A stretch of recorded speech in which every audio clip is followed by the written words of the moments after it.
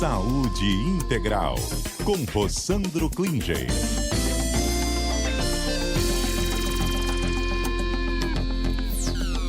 Rossandro, boa tarde.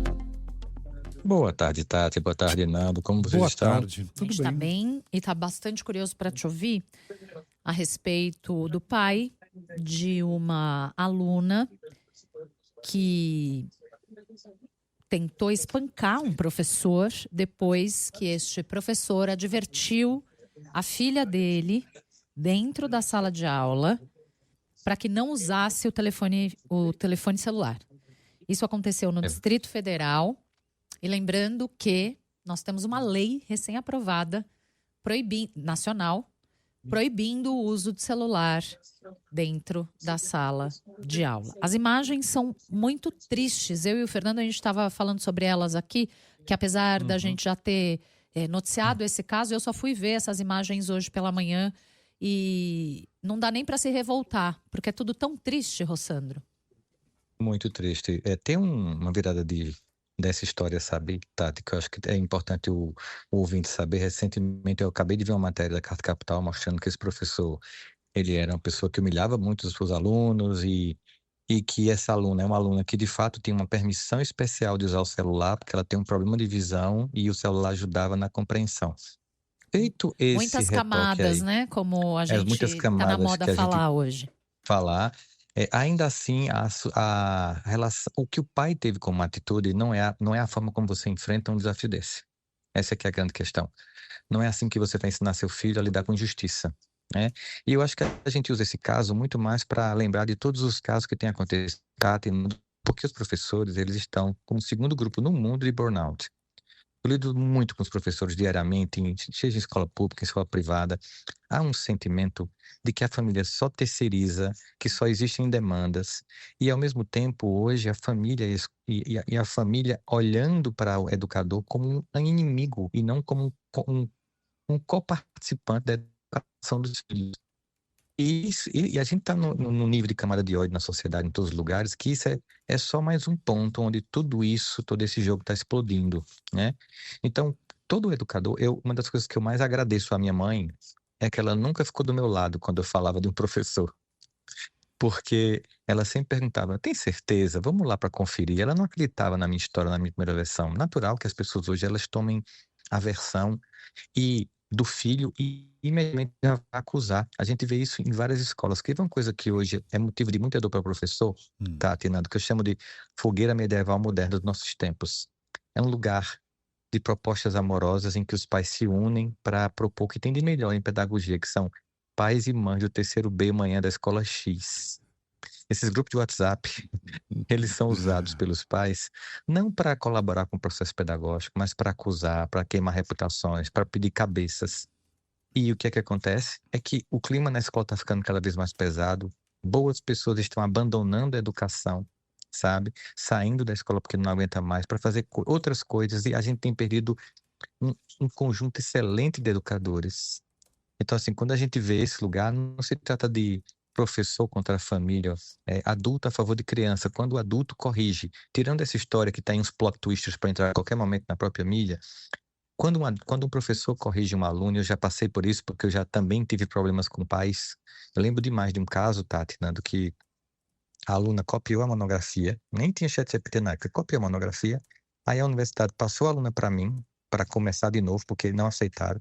Comecei com a aluna e até para ajudá-la, se eu não quero mais nada de texto de internet, eu quero que você escreva à mão os textos e me entregue, aí depois que eu corrigi você digita. E ela simplesmente colava do mesmo jeito. E aí quando eu reprovei a aluna, a família me ligou dizendo que ela estava passando mal por minha culpa. Imagina, né? Nossa. Ou seja, a culpa era minha, que ela estava passando mal e a culpa era minha porque eu não tinha reprovado ela. E assim, você tenta explicar para os pais, não. Aqui eu reprovo e ela pode pagar a cadeira novamente. Na vida, no mercado, ela perde o emprego, né, e é desmoralizada como pessoa. Então a escola é um lugar para testar, para aprender a suportar, para entender como é que funcionam as coisas. Então, toda vez que você vai para esse ambiente em que a escola e a família vão poder gladiar, quem perde é o aluno e é o filho. E se para a escola é ruim um aluno que não dá certo, para a família é triste um filho que vai à falência. É importante as famílias entenderem isso. E quando a coisa funciona? Vi alguns exemplos de movimentos de pais que se unem e tem uma boa interação nesse grupo de WhatsApp, que participam das reuniões, que participam das decisões, que vão até a escola e que fazem a mudança. Quando isso ocorre, bem Isso é tão feito, positivo, não. isso é muito É tão legal. positivo Poxa, quando a gente entende que a gente está ali não como rivais, mas como participantes do mais belo processo que é de educar almas humanas, de construir potências, resiliências, numa geração que, como a gente sabe, nós somos dessa geração que pega esse mundo digital surgindo, a gente é uma geração de meio de ponte, né? A gente tanto pega o mundo digital, também é uma geração antes do mundo digital, e parece hoje que é uma bênção isso, né? Porque a gente conseguiu enxergar esses dois mundos. Essa geração atual vai enfrentar desafios que nem imaginava-se.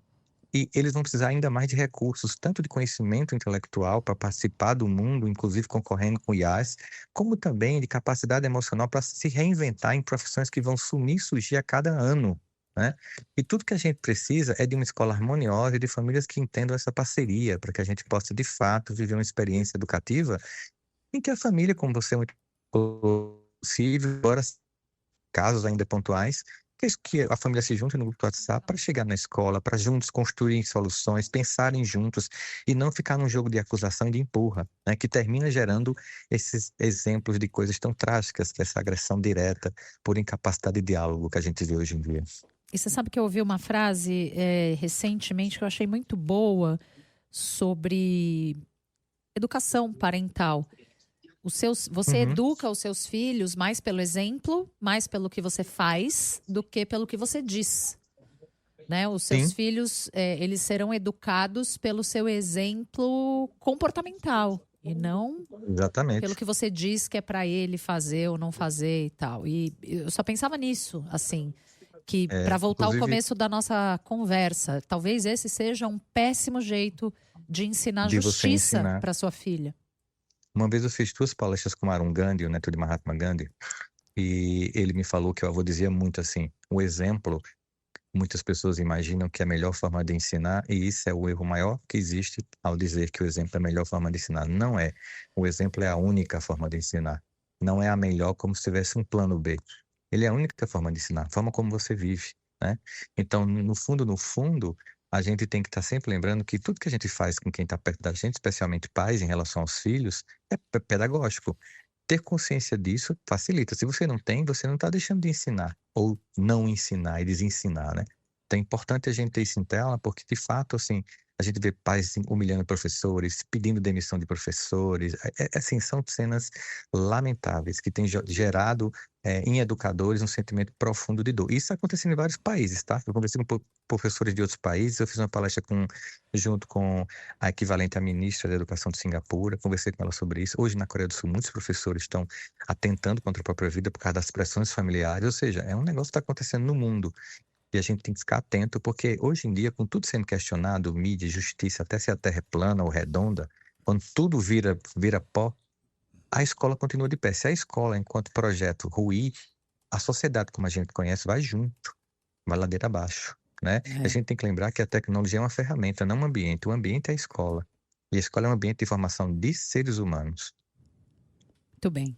Rossandro Klinger conosco toda quarta-feira em Saúde Integral. Obrigada, Rossandro. Um beijo para você. Beijo, Até amanhã. ambos. Até amanhã. Até a semana que vem. Acabei de falar. É só ligar, tamo aí. Tchau, Rossandro. Tchau. Tchau.